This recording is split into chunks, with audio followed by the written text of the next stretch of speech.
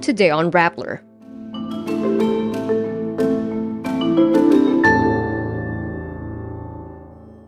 Mary Jane Veloso will be repatriated to the Philippines on December 18. Evacuations are now mandatory in Mount Kanlaon's 6-kilometer radius. President Yoon is impeached by the South Korean parliament. Students in Syria return to school.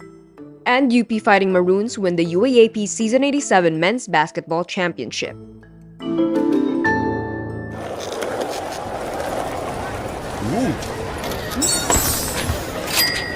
Naghahanap ka pa rin? Shop na sa Lazada para mas sulit tipid araw-araw.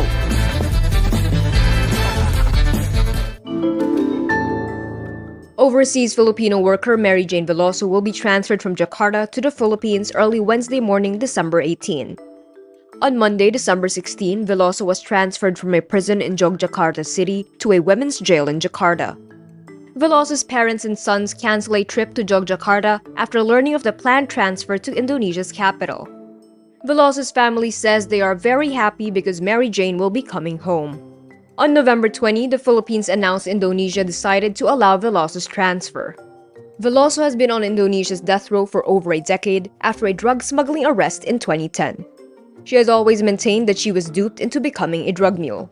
Veloso also has an ongoing case against her traffickers in Nueva Ecija, where she has yet to testify. Indonesia has given President Ferdinand Marcos Jr. discretion to pardon Veloso once she is in a Philippine jail. The Office of Civil Defense orders the mandatory evacuation of all residents within Mount Kanlaon's 6-kilometer radius expanded danger zone. It warns Lahar hazards could impact 13 cities and municipalities across Negros Occidental, endangering over 640,000 people. Lahar flowed around midnight on Saturday, December 14, almost a week after Kanlaon's December 9 eruption signaled unrest again. The order affects residents in the following cities, all identified as high-risk areas.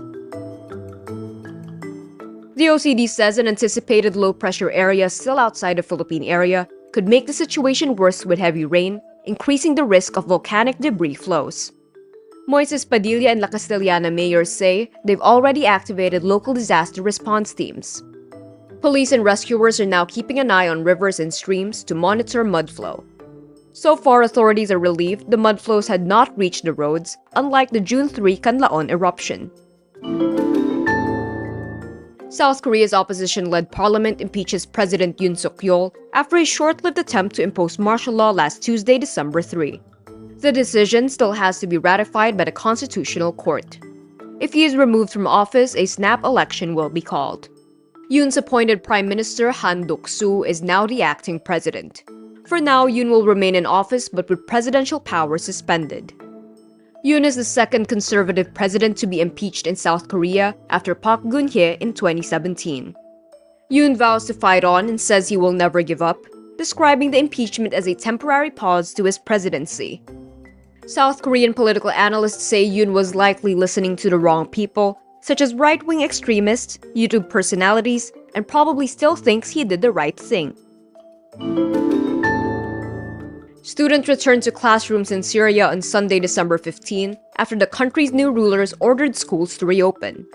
This marks a return to normalcy after the overthrow of President Bashar al-Assad. Syria's new de facto leader, Ahmad al-Shara, faces the Herculean task of rebuilding the country following 13 years of civil war.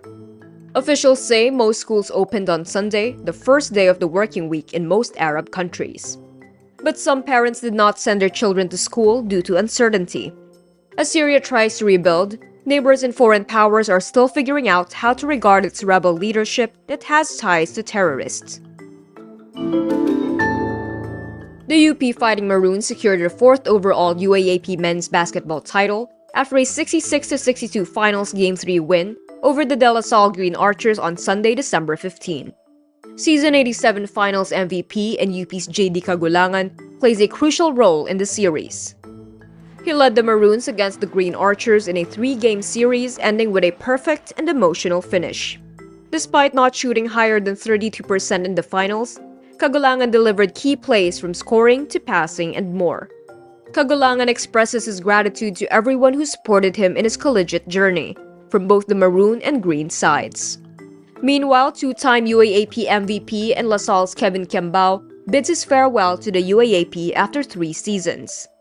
On Monday, December 16, Kembao announces on social media that he is set to play professionally in the Korean Basketball League. Kembao says, quote, "My college career comes to an end. I will pursue my NBA dream and start my journey by playing professional ball in Goyang Sono Skygunners." And that's today's wrap. I'm Kara Oliver. Thank you for watching. Click the link below for the full story. Follow us on Rappler's YouTube, Facebook, X, Instagram, and TikTok.